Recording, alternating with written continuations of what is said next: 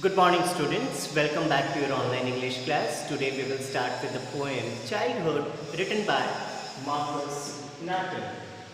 Dear students, childhood is a golden phase in everyone's life. The experiences that we derive in this phase remain with us throughout our life. Childhood is a symbol of purity, innocence. It won't be wrong to say that this is the phase wherein angels reside within us. But as we tend to grow up, the education, the environment tends to corrupt and pollute our mind and heart. We tend to pick up fights with others, we tend to crib about others, we tend to lose faith from the existence of humanity, goodness and beauty. And all these notions is being presented in this poem that Marcus Nathan has composed. And very beautifully he carved out his regret over the loss of his childhood. The entire poem is divided in 4 stanzas, and students, for your convenience, I am presenting the detailed summary of each stanza in a nutshell for you. In the first stanza, the poet wonders that when did he lose his childhood? He thinks about several reasons, and finally he ponders and wonders and realizes that it would have been at the time when he understood that the concept of heaven and hell doesn't exist in reality. Instead, it happened to be the part of that fairy tale world to which he was introduced to when he was a kid. But now, as he grew up, he realized that fairy tale is a world of virtuality and not the world of reality. So possibly, when he realized the difference of non-existence of heaven and hell in this real world, possibly that was the time when he lost his childhood. So the outcome of stanza number 1 is this, that education made him question his faith and look at the world much more rationally. So finally this was the time when he realized that he lost his childhood.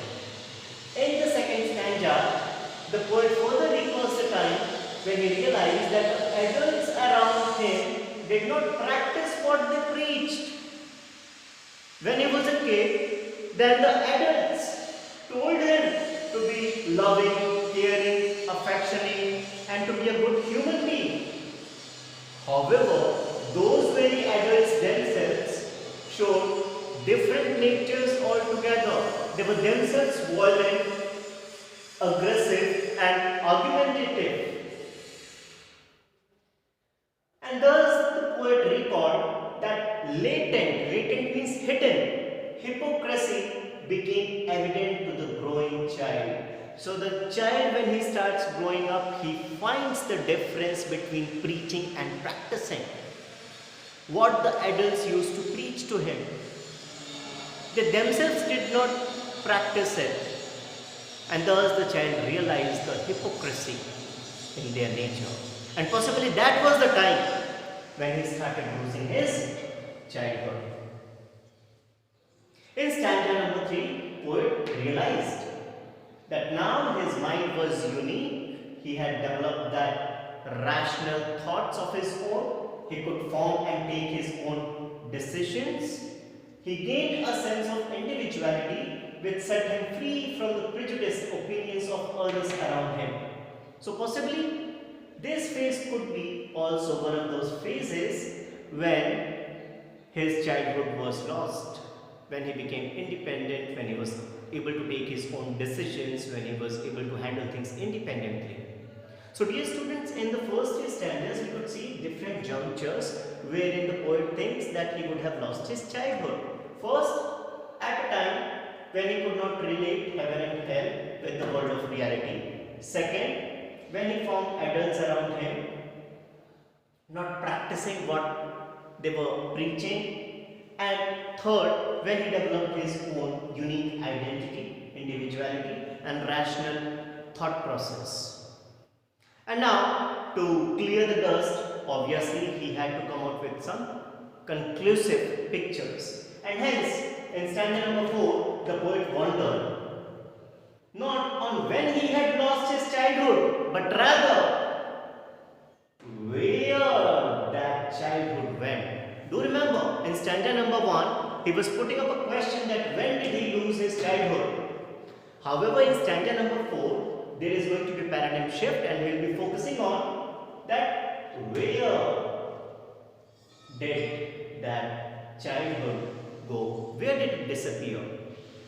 So, in the conclusion, the poet tells us that childhood has become a memory for him and reality for infants. As we know that life is a cyclic process, every one of us passes through that juncture of infant, adolescence, adult and old age. So simply that very childhood that was there with him once now is being passed on to the other infants. So in order to relive one's childhood, one can see the infants, one can be in touch with the infants, and through them one could go back to the downlanes of childhood and could experience, and rejoice it all together. Very quickly, let us have a look at the literary devices that are used in this poem. The first one is refrain. Refrain refers to the repetitive use of a sentence or a particular word again and again in the poem. And in this poem, when did my childhood go? Was that the day? Is being used again and again, and hence refrain is there. Rhyming scheme of the poem is A, B, B, C, C, D. Antithesis means placing two contradictory and opposite things together.